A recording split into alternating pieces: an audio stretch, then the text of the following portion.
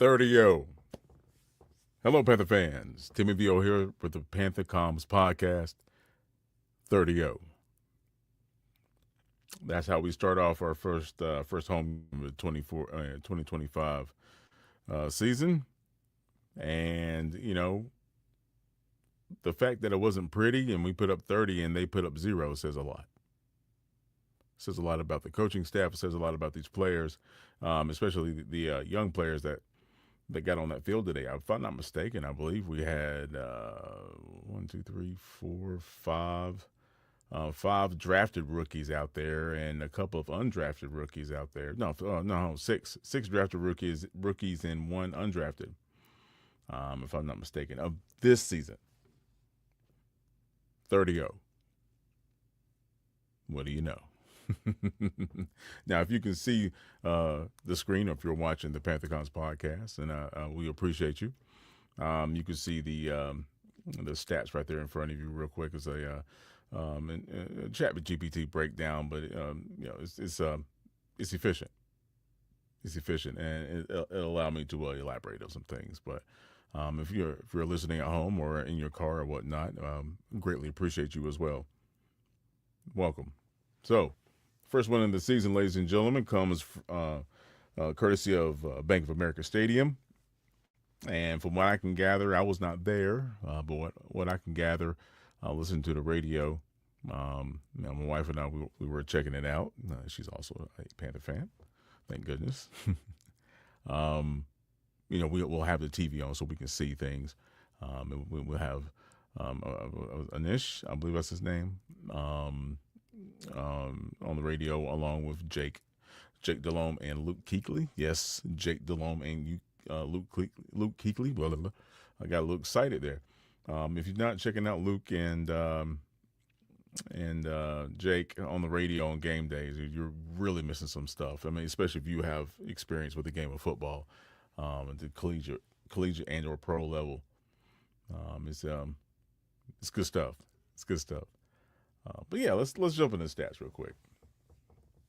So, let's go through the scoring summary first. That's what you see here. So the first quarter, 6 minutes and 52 seconds. All right, Bryce Young had that nice 4-yard scramble into the end zone. I like that he used his legs a little bit more this game. He's more decisive than he was week 1.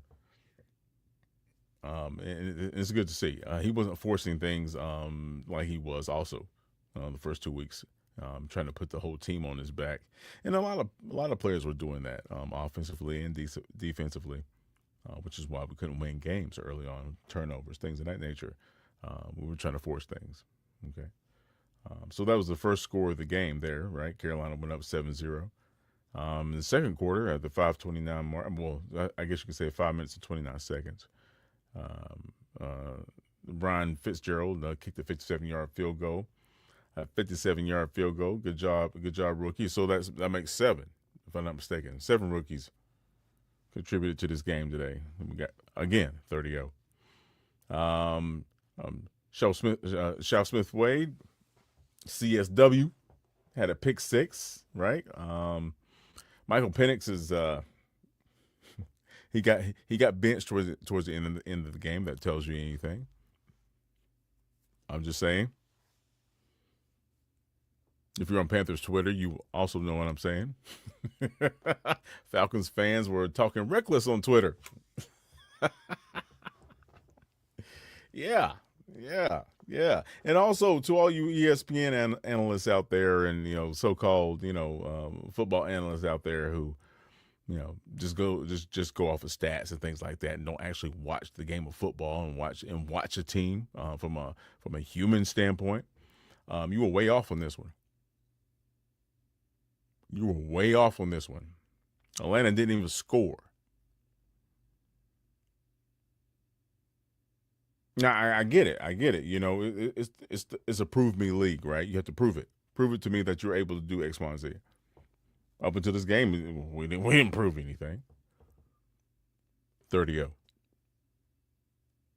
Okay.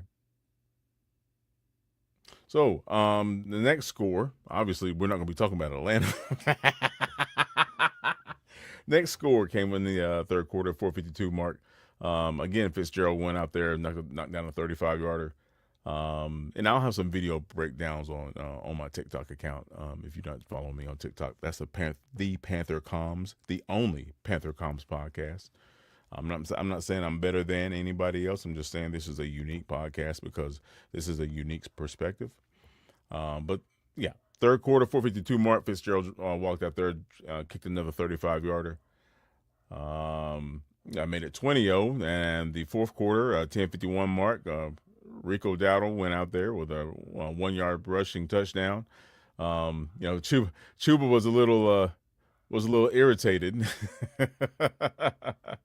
that Rico got to come in there and run that play for the touchdown, and he almost got into the end zone off of a check down from Bryce, and it is what it is. Sorry, Chuba. But hey, again, no offensive turnovers. The two-headed monster with Dowdle and Hubbard. It's going to take effect. It's going to take effect, folks. Now let's talk about the team stats, because this is I'm sorry. The last score was again Fitzgerald, rookie, 41-yard field goal, 30-0. That's how we ended. Well, actually, Ransom, another rookie, ended it by doing the old peanut punch, knocking that ball out, and turning the ball over there to seal the deal and make sure that we keep that donut on the stage. You know what I mean? But yeah, team stats. And this is actually kind of interesting. Atlanta had 332 yards total. All right, we only had 224. All right, rushing yards allowed. Atlanta again. 131 yards. Carolina 110. 30-0. Passing net yards 201 for Atlanta, only 114 for the Panthers. 0 turnovers. Yards per play, Atlanta averaged 5. We had 4.1 to be specific. First downs, Atlanta 17. We had 15. All right, so pretty even. 30-0. Third down attempts and conversions, Atlanta had 5 of 13. We only had 3 of 11. All right, we got in the red zone. Atlanta never got in the red zone. 30-0. We were 2 of 3 in the red zone. Efficiency. And again, now we had 1 turnover. That's ETN. And if you were watching the game, you realize that ETN's name was never called again for the rest of the game. That tells me, now I'm dead serious, because you had, what was that, Moore doing punt return, and Rico Dowdle was doing kickoff return. I never heard ETN's name for the rest of the game. That was the only turnover we had in that game, and that was after a big defensive stance to force the punt early on in the game. So again, that tells you how serious this coaching staff is when it comes to turnovers now. I mean, you can't just yank Bryce out the game, obviously, but they're taking that seriously. But the rest of the game, especially from a special team standpoint, flawless, absolutely flawless. From the kicker to the coverage, great job. Great job. Now, time of possession, we beat Atlanta by 3 points, but obviously we forced 3 turnovers. So, that's in our favor when it comes to time of possession. So, all right. So let's talk about players real quick. Right. We had Bryce Young. Of course, he was our number 1 guy in the passing realm. Only 121 yards. Had 1 rushing touchdown, no passing touchdowns, but no turnovers. Okay. Chuba, 17 rushes for 73 yards. Rico had 10 rushes for 30, but he had a touchdown. Okay. Ted only had 3 receptions for 48 yards. He had 2 big drops. And I'll break this down because that's one of the plays that irks me. It was the play for Tetairoa McMillan in the end zone. He had the defender right in his chest, and he could have used both hands, but the reason he couldn't get both hands over there is because he was being held.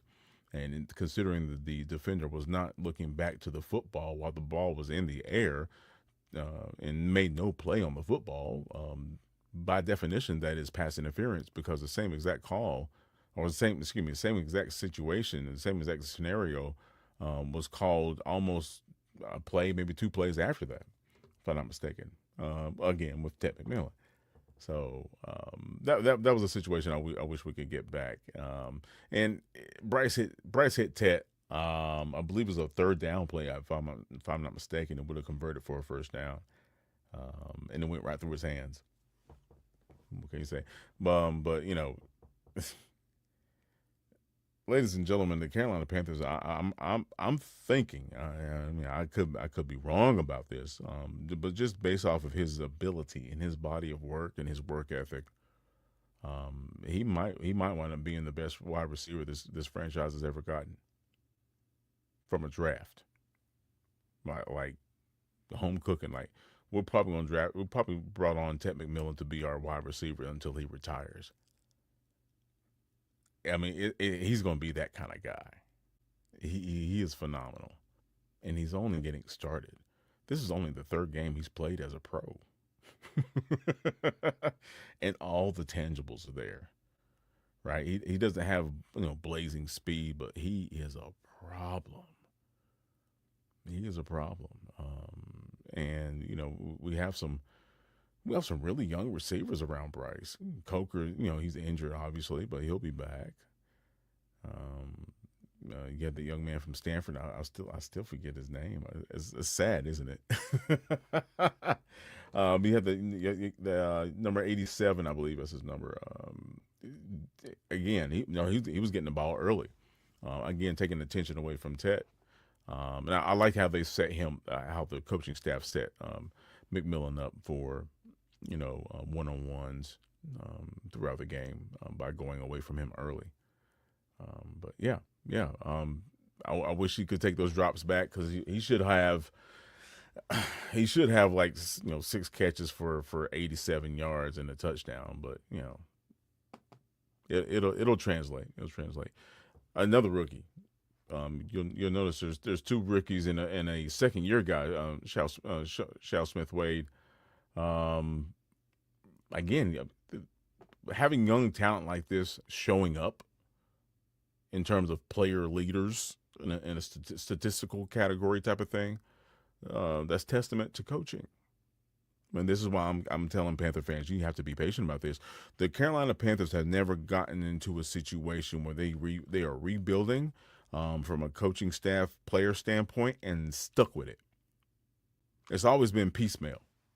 Piece here, bringing a head coach here, bringing a DC here, maybe 1 or 2 defensive players, and they completely change the entire scope of the defense and draft in players, and then they leave. And this is very unique to the Carolina Panthers, because we've never seen anything like this.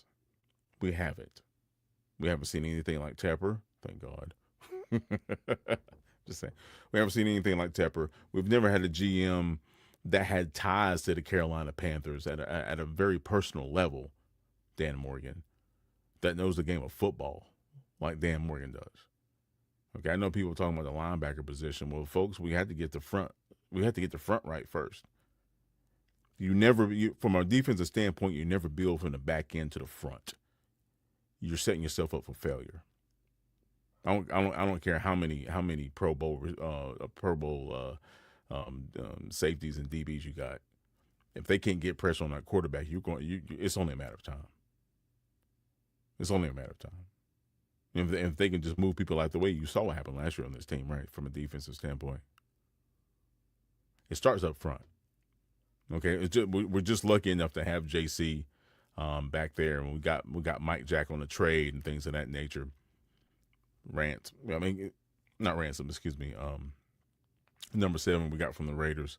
We brought in pieces, but we made sure that front was up and running first.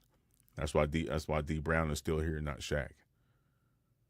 Now, I know people are like, oh yeah, Shaq is playing great, blah blah blah blah. That's cool. Okay, I'm just saying. Okay.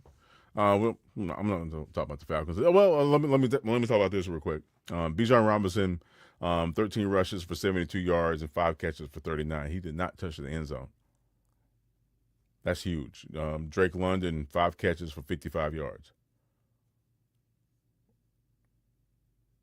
Kirk Cousins came in there was 5 of 7 for 29. Michael Penix, um, 18 to 36 for $170. I hate 36 attempts. You only had 172 yards. Tied in with 2 picks, mind you. The Evero defense was flying around. We got young people out there flying around. Prince was doing this thing. Nick was a headache. You had D Brown, Bobby Brown. I mean, bruh, dudes were they were they were they were where they were supposed to be. Excuse me. They were doing their job. Everybody did what they were supposed to do. Okay, and this is still Evero's defense. Sorry, I had to take a swig of water there. This is still Evero's defense, and this is why Dan Morgan was sticking with him. Clearly, I mean, you can't go out there and play for your players. Your players have to translate what's coached to them on the field of play during the game. All right, so people, I never truly blamed Evero for the situation that we were in last season. We didn't have the money to bring in a bunch of guys. People were getting hurt left and right on defense. We just you can't expect to win a varsity game with a bunch of JV players, being brought in to patch up holes in your roster. That makes no sense. Now, will this translate to next week in terms of the way they played, the 30 nothing and all that good stuff? We'll see. Each week's different. We'll see what comes from the injury standpoint here. I know JT went down with the ankle injury. That might have translated into a knee situation. So on that play that he got hurt, I was watching a replay when he was trying to cut up field and the defender was on his back trying to bring him down. The defender, while going to the ground, landed on the ankle area while JT had his toe in the ground. That's the problem. If he didn't have his foot touching the ground, if there was no surface there to hold that toe in place, it might not have been that bad of a situation. But his toe was touching the ground, so when the defender rolled over, it rolled over to such a way that the ankle, the interior of the ankle was touching the ground. Right, the foot was completely torqued to a horizontal to the ground, like, and the ankle was touching the ground, and you could tell it twisted all the way up into the knee area. So I'm not quite sure how much damage was acquired there. It might be a high ankle sprain. It might be a high ankle sprain along with some type of hyper extension in the knee area. Who knows? But JT might be missing a game or two, nursing that. We'll see. See how he bounces back. But yeah, and that's unfortunate. But hey, quick text real quick. So the Carolina's defense won on situational downs. Falcons, obviously, we talked about before, 0 red zone trips. Carolina came in with a +2 turnover margin. All right. The offense leaned on the run and short game, being efficient, 0 turnovers, and Bryce utilizing his feet to extend plays. It's something. It's something. And you got Atlanta media outlets characterizing this loss as a collapse with the execution issues. missed chances, turnovers, special teams, miscues, or whatever. So, but at the end of the day, folks, when you play clean football, you come away clean. When you take care of the football and give yourself opportunities to move the ball downfield and get things done, you'll come away with a W. Kudos to Bryce Young, and I hope XL feels better. And I mentioned I mentioned a topic I was going to talk about. I'm going to end the podcast with it. That's this rumor going around, and it's been flying around a little bit more lately. I brought it up several days ago prior to media outlets picking it up. DJ Moore coming back to Carolina with Ted McMillan and Coker.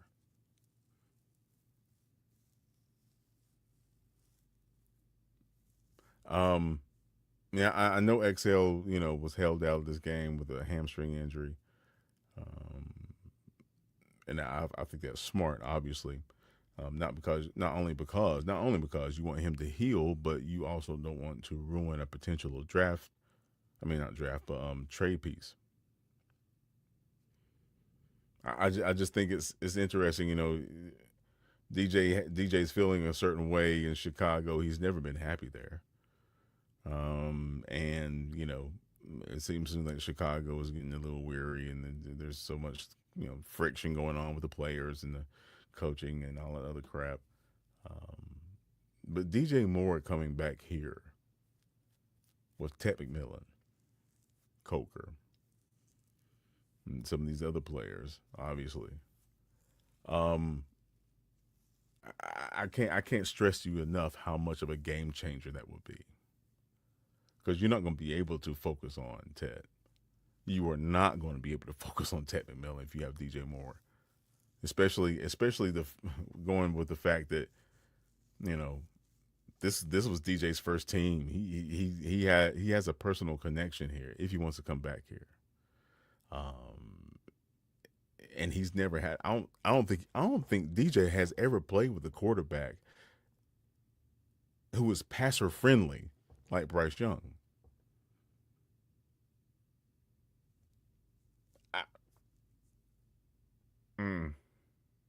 I just think the possibility of that happening along with XL not being in this game might have some type of ties. I'm just saying. And we still got Jimmy Jimmy Horn that we haven't even activated yet. He hasn't played a game this season. They're bringing him on slow. Why is a great question. Me personally, I think they want him to be as ready as possible. He might have an issue with learning the plays. I don't know, but I think they really want him to be to be more of a factor when he comes on the field. I don't think he's going to have anything to do with special teams. I wouldn't put him back in the special team situation. I'll put him out there just strictly for 5 wide formations, and maybe some type of 4 wide situation. Try to get a mismatch somewhere because he's going to be open. So you have that scenario along with DJ Moore. I really think there might be something to that, folks.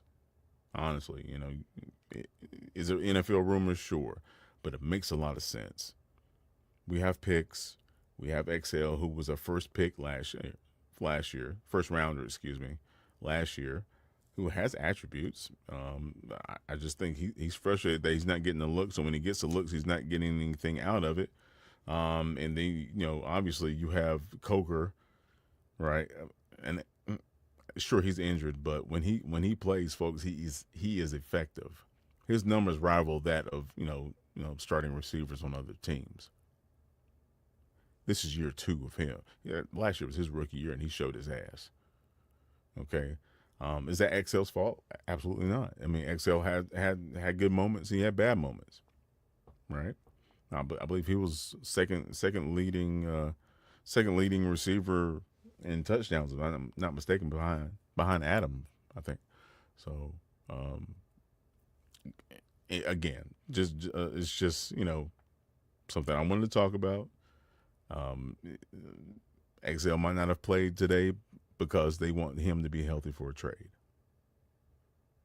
That's all I'm saying. That's all I'm saying, because clearly 30-0 tells me that we don't need you. Nothing personal. It's just business. And unfortunately, you've had a lot of competition in that wide receiver room, and you haven't stepped up, bro. You out there doing videos and, going to Kentucky Derbies and all this other shit. When you got, top tier receivers, you don't even know what the hell they're doing because it's not on video. This is nothing personal about XL. I like XL. He's a real genuine dude, and people have to remember he's had a very, very rough life up until now. Parents and everything, man. It is what it is. So, sometimes when you have a background that's has that kind of stress on you emotionally, you get into some type of hole, and it's tough. It's really tough to dig yourself out of it, especially if you don't have the right support. Family can only do so much for you when you're in a situation like professional football and stuff like that, because your attention in terms of the people you respect when it comes to your craft, they're not in your family. So hopefully he can get out of this rut. If he goes to Chicago, I mean, best of luck. He's going to need it. But getting DJ Moore on this team at this point, while we can, I'm not quite sure if there's another situation that will pop up like that. I know people are talking about getting a linebacker in here. I think we'll be all right. I really do. I think we'll be all right. Relying on that Mike linebacker position in terms of the run game will be dampened, I guess you can say, if our offense is putting up points. That's where DJ Moore comes into play.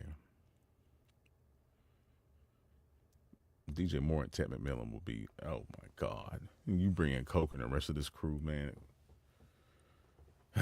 Anyway, thanks for checking out the Panther Comms Podcast, ladies and gentlemen. Of course, subscribe to our YouTube channel. If you haven't already, I'll drop a lot of shorts on there. I might do some videos, long length videos, of some breakdowns. But I'm not the kind of guy that spends hours upon hours, creating professional video for free. So I keep it short, I keep it sweet, but I keep it Panther, and that's the important thing. So, the Monday in the box is Monday. Monday in the box. I'm sorry, I just now noticed my ticker at the bottom there is yeah. Anyway, let's take that off. So anyway, yeah. Panther fans, I really appreciate you guys. Enjoy this win. Happy Monday morning. And hey, go talk some smack to those Atlanta fans if you have any around you. Oh man, it's great getting the W at the old B of A. Now we got the Patriots next week. I believe they took an L today too, if I'm not mistaken. But yeah, we got the Patriots next week, so we'll see what's up with that. They're beatable. I know that, especially with if this defense shows up next week, it's gonna be special. Hey, thanks Carolina fan. Appreciate y'all. By all means, keep out.